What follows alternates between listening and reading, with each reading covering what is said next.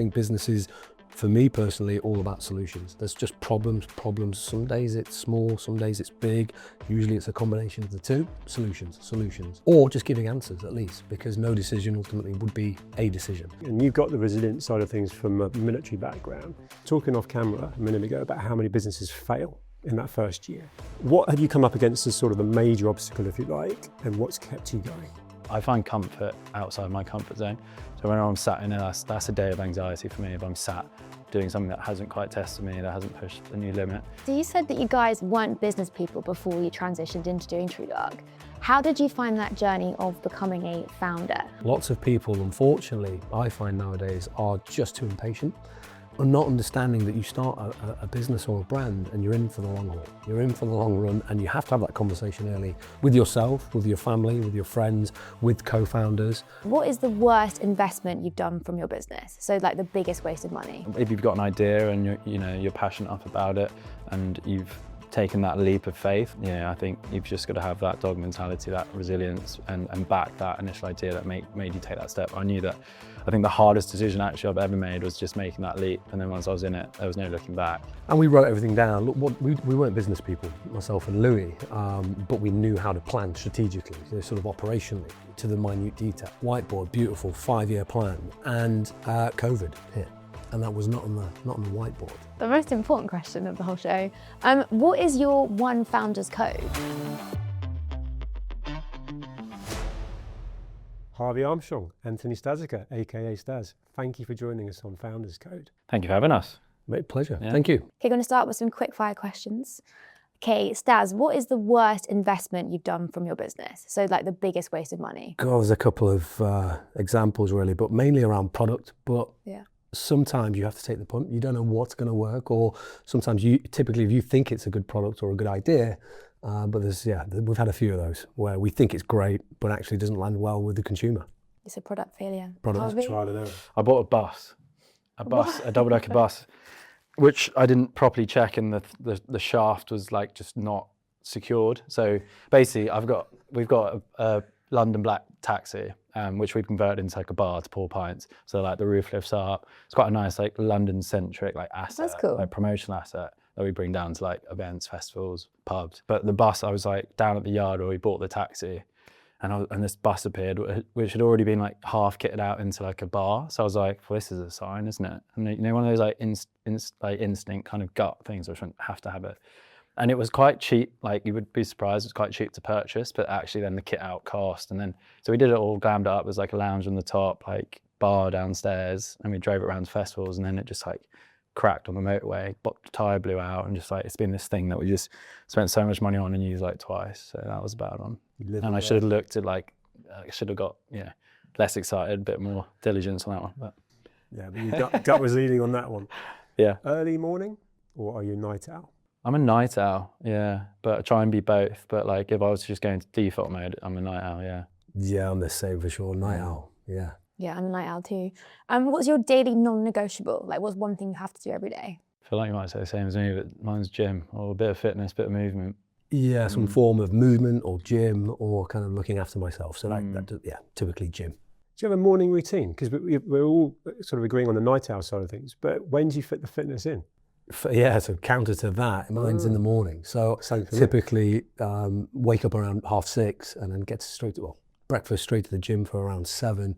And those kind of hour and a half, it's just focused around the gym and looking after myself. Kind of you time. Yeah, I think I'm sort of, I do it in the morning at the beginning of the week, and then sort of the morning at the end of the week, and evening at the beginning of the week, just because all the end of my weeks are all around a beer and a meeting, sort of Thursday, Friday, so I have to get it in the morning then. But yeah, so I fluctuate too. I love that one. Having a beer as a business meeting, you can get away with that one. Yeah, exactly. Yeah, most of my business meetings are in pubs, which is really tough. You look good for it.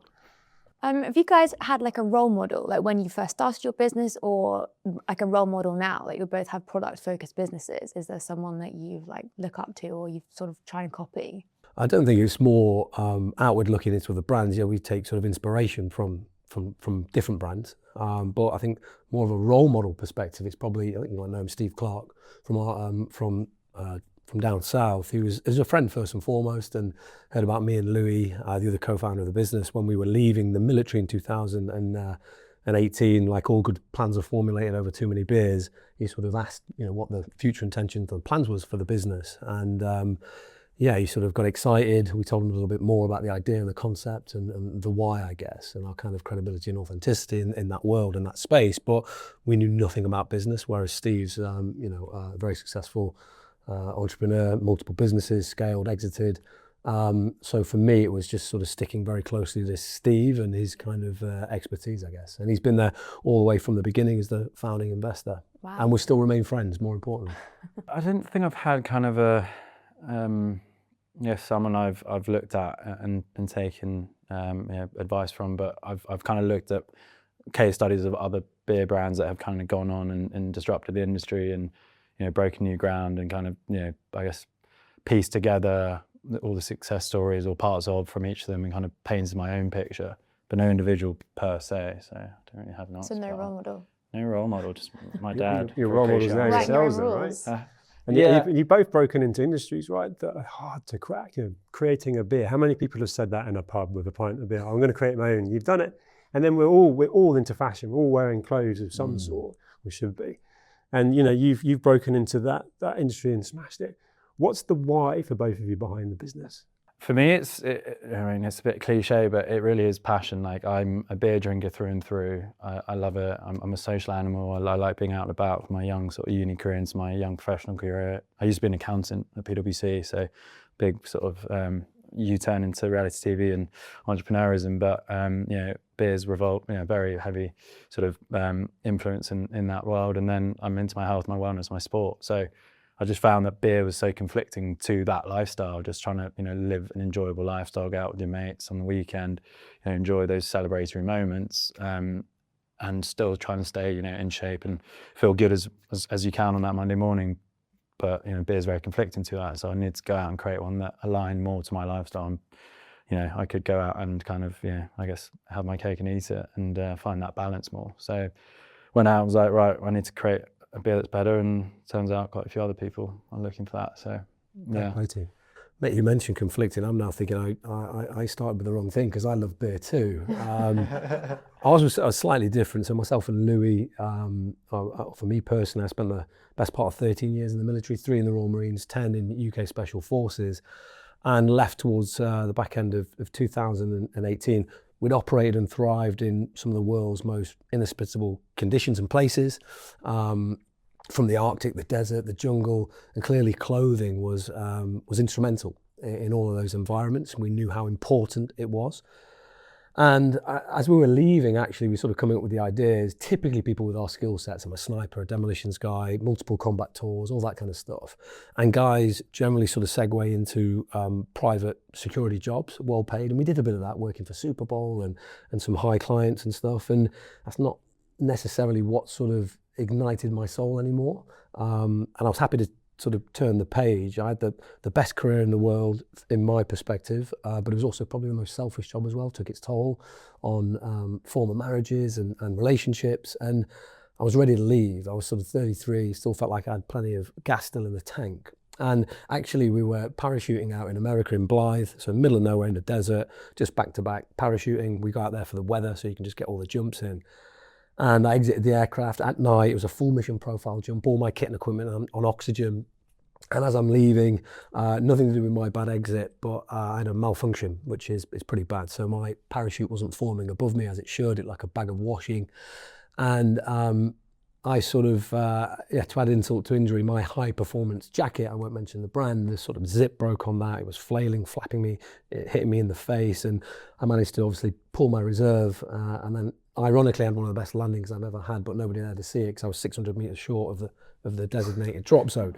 But after on Instagram. Yeah, exactly. Yeah, I know, it doesn't count. Yeah, but also being a sniper, I was always tinkering with my kit, always trying to make the kit more fit for purpose, if that makes sense. And everything from basic stuff to sewing heavy duty canvas to the front of my pants. And we just thought there actually isn't a brand out here that has the technical kind of functionality and capability, but also kind of looks cool as well. Everything looks bright. And I think it was an article in GQ mentioning about our brand when we first launched about, No longer do you have to run around the mountains looking like a human highlighter. And that's what I didn't like. Everyone wearing bright yellows and oranges and blues. And it Comes was from just skiing probably, right? Yeah. And it's just, we didn't like that. So it was about making it functional first and foremost, but then trying to make it cool and make it different. Cool brand. That's Love so that. interesting. So that's how you guys started your business. But, as John said, everyone wants to create a beer brand. So many people want to create a clothing brand. Was there a moment when you were like, wait, this actually is a brand? Like, this is going to be a successful business? Like, was like a pinch yourself moment? For me, it was actually cracking that first can at the first festival we launched, which we've created a lower calorie, lower carb beer. So it's a third of the carbs, 30% less calories, gluten free. So you can drink, you don't feel bloated, you don't feel heavy. So all we needed to do was make it taste great. And that was obviously the primary focus for 2.5 years. We developed the recipe, the formula, and made sure, tweaking and refining it to make sure it lived up to taste, because consumers aren't going to sacrifice that, that first sip, that experience. And when we launched at this festival and we saw people genuinely be like that, did no compromise, that tastes great, we were like, well, it just makes sense now. Like now it's a case of getting out to masses, scaling it, getting liquid on lips, and hopefully, keeping people a bit lighter around the waist while enjoying a good beer. So that was, I think it was the beginning, but then probably there's been times where I've thought less after. But then I was like super positive then, and no. It was one of those moments like, well, it just makes sense. So like that. Yeah. Slightly different for us. I think what starts out naturally as an idea, as a concept, and a lifestyle brand, I guess. We love being outdoors, so we design, develop, and test all of the clothing ourselves. Now we have a large team that are far better at it than us, and shout out to those guys. But in the beginning, you're doing everything, right? No too dissimilar to any startup. A sort of resilience that goes with that's almost goal setting, and you've got the resilience side of things from a military background. And, from a reality TV point of view, that sort of, facing rejection, keeping pushing through. And we were talking off camera a minute ago about how many businesses fail in that first year. What have you come up against as sort of the major obstacle, if you like, and what's kept you going? I'm playing, and I'm sure you are as well, but it's a hugely competitive market. A lot of our, the beer industry is tied up by exclusivity and contracts. And so I guess there's a big barrier to entry in trying to cut through that and, prove yourself against these big global giants that kind of dominate the global industry. So that's been obviously, probably the hardest, biggest friction point. Trying to kind of cut through. What's kept you going? So, have you had a scenario where, for whatever reason, that really late night, we all agreed we're night owls, right? And you're there and it's like, this is hard. Buck stops with you, right? You're the business leader, you're the entrepreneur. Have you had that moment where you're like, for whatever reason, something's going against you, going against the tide, and you just push through? Yeah, I think I've got to go deep into my psyche to figure out how I do push through. But I've always, when I say I'm going to do something, I do it. There's always been something. It's like me against me. I'm kind of that way inclined. So it's, I'm not looking in the mirror physically, but almost look in the mirror and go, you said you were going to do this, so get it done. And just dig deep and find a new kind of gear and shift up and just put in more hours, find more days or either weekends, and just be relentless and just, I think it's just, I like that. It's a mentality that I think I've just grown over the years through just testing myself. I find comfort outside my comfort zone. So when I'm sat in there, that's a day of anxiety for me if I'm sat doing something that hasn't quite tested me, that hasn't pushed a new limit. So I kind of actually enjoy those times. Just thrive on it. Right there and then, I know, but when I look back, I really enjoyed that moment where I really had to find a new gear. So I can't really give you an answer to. Well, it's a constant, isn't it? What you just described there is the constant entrepreneurial battle where you're just pushing yourself the whole time, seeking growth. I think if I was trying to pick out one singular example through the kind of last 8 years, we had a long-term borrowed whiteboard, just a normal whiteboard from the military, and we had it up in what was my living room when we first started, and then now in the office. And we wrote everything down. Look, we weren't business people, myself and Louis, but we knew how to plan strategically, sort of operationally, to the minute detail. So we wrote everything down, business plan, and what we thought ThruDark and success would look like. So we did that and this and different areas and whiteboard, beautiful 5-year plan. And COVID hit, and that was not on the whiteboard. I put it on mine. I knew it was coming. Yeah. Hindsight. Yeah. But for us, that was a big obstacle. You know, we were looking at multiple factories of, you know, in terms of where our clothing was made, and how that distribution cycle would then interrupt sales and sales channels. Some of it worked. We flicked across a lot of our assets to paid and online. You know, lots of people at home still getting paid, thankfully. Most of our sort of, in the beginning, early stages, is different now, but our sort of demographic and customer base were military, sort of first responders, law enforcement, guys that were still being paid, but potentially having more time at home. And also there was that kind of boom then around people looking at their own fitness. You know, they kind of the light was then shone on them as individuals and then as families, and people getting outdoors more. So that helped, but actually at one stage we were looking at stock and inventory that was declining. Good news story, but there was no sort of timeline attached to one when we could start to backfill or refill that gap. So there were some moments where it was really sort of tight, you know, down to the wire. But I think for me, on top of all the stuff you've mentioned there, that kind of, and yourself, John, around those daily entrepreneurial battles, and there's transferable skills clearly from the military and special forces. And for us, it's always been underpinned by the unrelenting pursuit of excellence, always trying to do everything to the best of our ability, and then just being unrelenting about that, and just like a dog with a bone. And you're right, it falls on you as the co-founders. People are looking to you for answers or solutions, you know. And I think business is, for me personally, all about solutions. There's just problems. Some days it's small, some days it's big. Usually it's a combination of the two. But for me, it was just creating solutions, or just giving answers at least, because no decision ultimately would be a decision. So that's invaluable. Yeah. So you said that you guys weren't business people before you transitioned into doing ThruDark, and you came from an accountancy background. How did you find that journey of becoming a founder? Or like, how did you get the credibility of like, no, this is a good clothing brand, it's gonna work, or this is the best beer? Have you got any advice like on the people out there who are finding it quite hard doing that transition? Yeah, it was definitely a turbulent shift. You know, there's a lot of like work I had to do on finding that comfort, I guess, from going out my comfort zone and making that my new comfort zone. Because I went from a very structured corporate PwC like trained background into this free ranging world, you know, onto reality TV, which is very distracting as well. Public scrutiny, which was a new sort of experience I was going with, but I was using that as a means to promote prime time. So I kind of had that in my head as a means to an end, and a way to, you know, help me on this next journey, which was entrepreneurism, which I think is arguably much more scary. But you know, it's a blank canvas. So I think I think if you've got an idea and you're passionate enough about it, and you've taken that leap of faith, like that is the hardest thing. So if you're there, I think you've just got to have that dog mentality, that resilience, and back that initial idea that made you take that step. I think the hardest decision actually I've ever made was just making that leap, and then once I was in it, there was no looking back. So I think it's just maybe sort of really rationalize the idea you've got, why it might work, and like once you just feel comfortable, take the leap and just don't look back and just like dig deep. Basically just going for it. You got to go for it. Yeah, I think for me, credibility and authenticity, which myself and Louis felt like we had, given our background. You know, we felt very credible to test and design and develop clothing for the extremes, right? We as to my point earlier, we'd kind of operated and thrived at the tip of the spear, not just operationally and being shot at, but actually all over the world.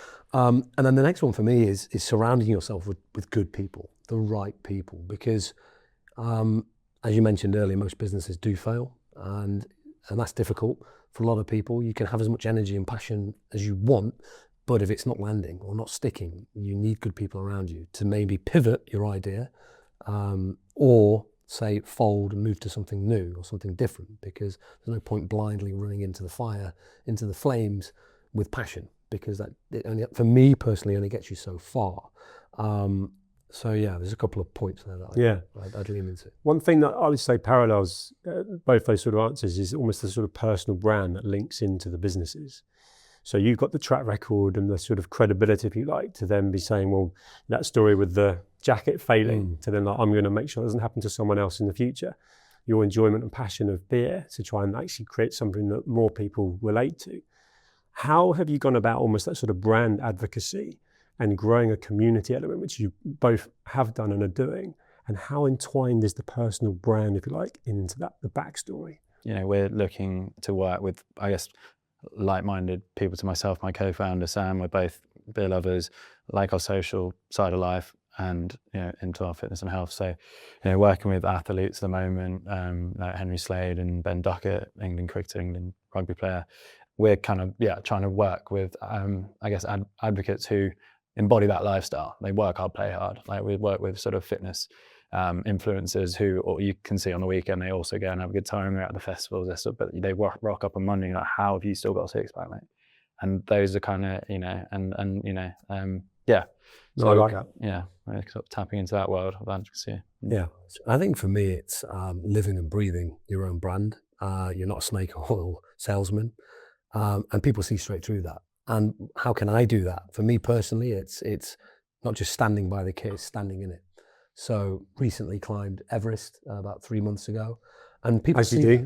But it was about that was attached to not just brand. Clearly, there was neatly aligned, wearing our kind of bespoke summit suits. There's 4 of us that climbed, all ex-military, all ex-special forces. It was for veterans, so by veterans, for veterans. We were raising as much money as possible, raising the veteran profile and awareness of all the good that veterans can and should do when they leave. Because I think we touched on that earlier, you attach so much of your identity to what you used to do, it's difficult when you leave. So that's the kind of veterans part and the main why, and raising as much money as possible. But quite neatly aligned to that were my own personal things as well. And being a father of 3 boys, I wanted to inspire my boys through action, not words. And it's very similar to this point I'm trying to make here in terms of inspiring through action. So wearing your kit and clothing, in the most extremes, up Everest, the world's tallest mountain, but doing it slightly differently. We did it in 6.5 days, door to door, from London up to the summit and back to London, which is the current sort of fastest known time. So, and we do this continually, not Everest, but that's the kind of more right arch extreme example of that. But we're always out. Louis just got back from Switzerland testing our new Mountain Pro range. And yeah, we're in the clothing, we're designing it, developing, but it's that testing part and the validation that comes with that. And I think that goes a long way. So with living your own brand, there's so many people that want to start a clothing brand and so many people that want to do a beer brand. Like, it's so competitive. Is it personal branding? Is it your authenticity? Is it your social media? What has made you guys not fail amongst all the other, the crowded competitors out there? Because it is so hard to break through. What has made you guys win and be successful? I think for me personally, there is no silver bullet. There is no handbook, really, although there are multiple books and podcasts about how to start a business, how to build a quote-unquote brand. Yeah. But I think it is about brand building. It's about lots of multifaceted things that are layered on top that we just spoke about, and it takes time. Lots of people, unfortunately, I find nowadays, are just too impatient. And not understanding that you start a business or a brand and you're in for the long haul. You're in for the long run, and you have to have that conversation early with yourself, with your family, with your friends, with co-founders. Look, this isn't a one and done and a quick jump into bed and jump out. It's not that. You are in for a minimum of 10 years. And I sort of told myself that. And I think as long as you're doing all of the things that you've just mentioned to the best of your ability, that sort of relentless, unrelenting pursuit of excellence in all of those different areas. And look, we don't always get it right. There's times when we tweak and we change and learn on the job, on the tools, as most people do. But I honestly think there isn't kind of a one sort of silver bullet to that. I think it's multifaceted and layered, and then add in time. And then if you're still there at the end and you're still standing, because most businesses fail super early on, then you're in with a good chance. And I think past 5 years, then it's kind of an established or sort of set brand. And then it's about growth or about scaling with the right people and right partners, right founders, right money as well, because you don't just want dumb money in, you want good money and people that add value. So paying attention. Yeah. Paying attention to all of those factors then. Yeah, I mean, there's so many variables, as you're saying, and it's not sort of doing one well. It's you got to do more than 50% well at least to have that progression. And I think I think the key, and I probably speak for your brand as well, is having quite a valuable USP, to cut through. Like, there's a lot of people doing business. Most industries are saturated to some degree. Like, obviously, where we're finding our cut through while having to execute all these variables as best as we can, is that, you know, we do generally cater to this growing trend of health consciousness and sort of better for you living.